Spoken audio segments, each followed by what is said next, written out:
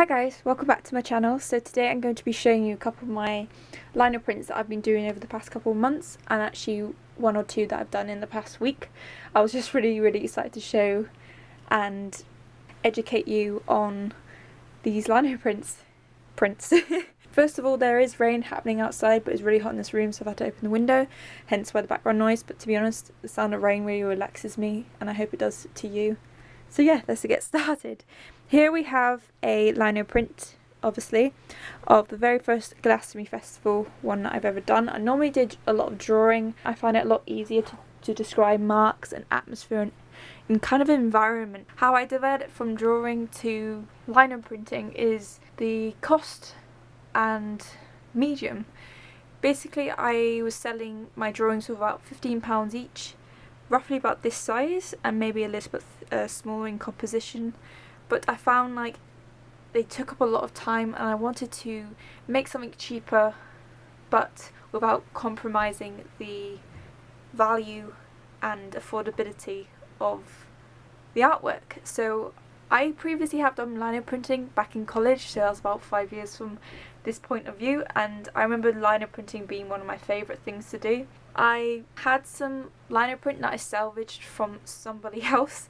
They actually threw it in the bin, so technically they disbanded it. I was searching through the bin because I found some paper. I hate people wasting materials when they can be reused and repurposed, so I was looking through there trying to get some paper out that literally had a couple of marks on it, and I just grabbed it and put it to one side for myself. I found some lino prints that had some decoration on it. It was just kind of like leaves, and on the back of it was completely unused. Now the good thing about lino is that it's two-sided, just like paper, just like a lot of things. With this thought in my head, I was like, I'll save it for another day. This is what the outcome is. Now I have done lino prints on other bits of paper, but it's normally printing paper, as in the paper you put in the printer, so it's not exactly high quality. I want to really make a high quality print on a specific piece of paper. Now you can know the kind of beginning backstory of how I actually got into lino printing a lot more seriously. This is just one of the very few. The next one I'm going to show you, this is at the pyramid stage, by the way, if you didn't get what I was saying. Glastonbury tour, which again is Glastonbury Festival themed. It's very easy to get swept up in the fact that Glastonbury Festival is all about the pyramid stage, events that you can do and activities you can do at the festival, but I really wanted to surround and highlight the fact that in the background, the whole time you're there, you can see Glastonbury Festival. Yes, you can see it a lot more better from the pyramid stage, but it is always there no matter what weather. I just really wanted to highlight the Glastonbury tour because I know it's not necessarily forgotten about, but when you mention Glastonbury Festival, you always mention the acts, the stages, the people. You don't necessarily think of the history behind it. You know, if you ever go to Glastonbury, the actual town, it's a very interesting little town, and luckily for me, it's within driving distance, and I just really wanted to show that there's more to see in a very beautiful and delicate way. That is why this one is a lot more darker. I wanted to highlight the actual tower. It was very fiddly and very hard to get right because the tools I was using are literally simple tools. I got this from like Amazon for a £5, and it's very basic, but it really does do the job. It's very much simple marks that suggest what is there.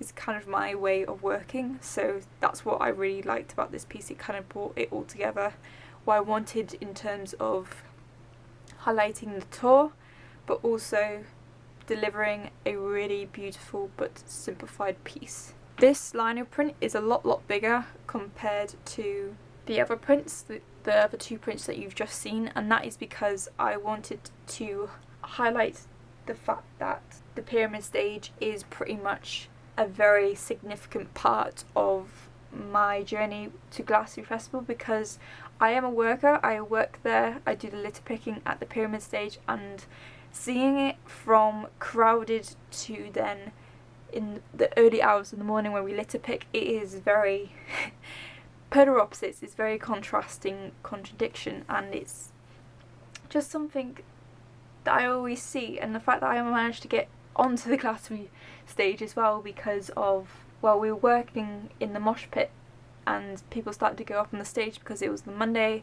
No one was about. There was one security guard and he was like, oh, come on up, and we just kind of stood there and just absorbed the fact that, you know, this could have, a couple of days ago or even the day before, it was filled with people just enjoying music, and I just really wanted to replicate the fact that it's a very atmospheric and dramatic weekend, but in that all that chaos there is some really lovely moments that really connect with you and make you kind of hit the refresh button. You may be tired after a while from the whole weekend, but it's so worth it. These little lines at the bottom, I wanted to represent the people. I know they don't look like people at all, but it's the movement of the people and how actually the people make this whole print work. If the people weren't there, it would just be a block space. It would just be grass. Actually, the people that make Glastonbury Festival. Yes, you could argue that, you know, without this sort of festival and metal, should we say, what is the pyramid stage, it means nothing. But people are the ones that made this festival so massive and so successful and just wonderful. So that's the reason why I want to do a larger print. And also I know not a lot of people would want small prints for the houses. Some people like a lot bigger, some people like a lot smaller. Scaled up to a size I believe is comfortable to enjoy but not to take over a room if they were to buy this and then frame it. And it's a lot more subtle in a weird way. It's very much hidden and you have to pay attention to it. Lastly, this is completely a new technique of mine. I'll just zoom out. Print is a little bit bigger than the others.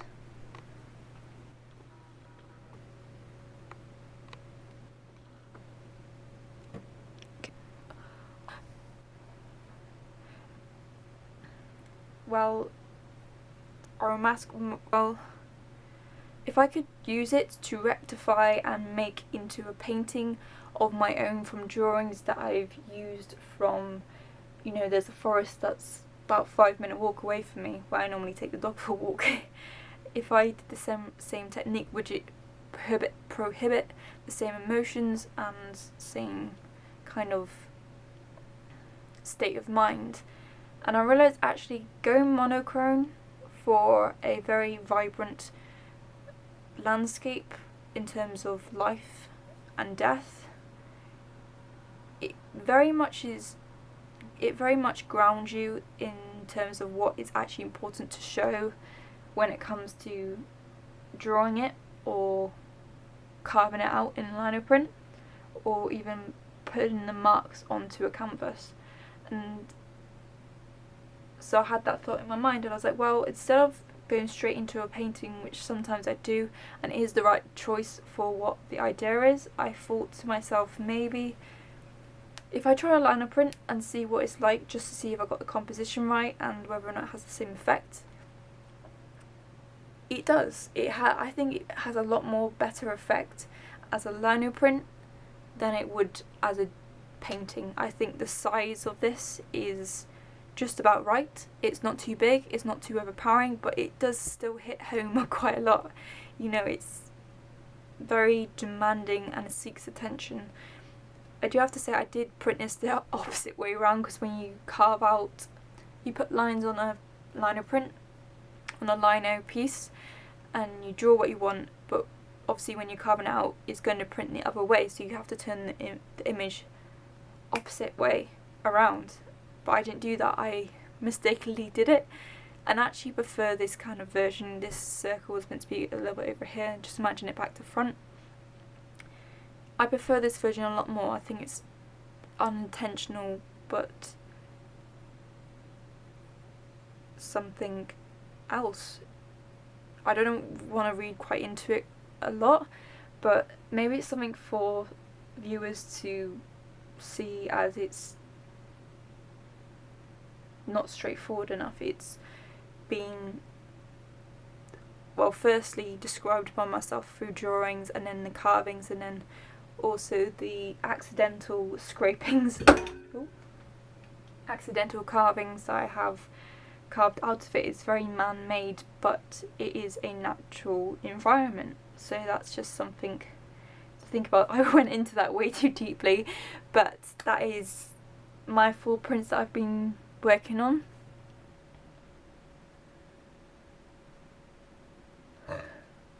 And producing from my 3 lino cuttings. there are 2 others that I have on the back of one more lino print, but they are made by someone else, so I didn't want to include them because they're not my work, but I still very much love them. I do a couple of prints of them, but obviously I do credit the artist for that. But anyway, thank you guys so much for watching. I'd like to know your thoughts and feedback on this video. It's very deep and you have to get used to absorbing a lot of information, but I do hope it makes some sense and it does change the thought process of how you look at art, specifically smaller art. I think a lot of people now think an artwork has to be big to really hit home, but having a smaller piece is really something that is underestimated, and I hope people do realise that small pieces actually are the way forward nowadays, because everything seems to be getting bigger. You know, phones are, cars are, houses are. Not necessarily all houses, but you know what I mean. But yeah, I hope this has taught you something, and I shall hopefully see you guys for any future videos if I haven't put you off from all my talking. So yeah. Thank you guys so much for watching. Give this video a like, comment down below what you thought, and also don't forget to check my description where all my links for my social media and also all my eBay selling account, which is where I sell these artworks. And thank you for supporting me. And I shall see you guys for my future videos. Bye now.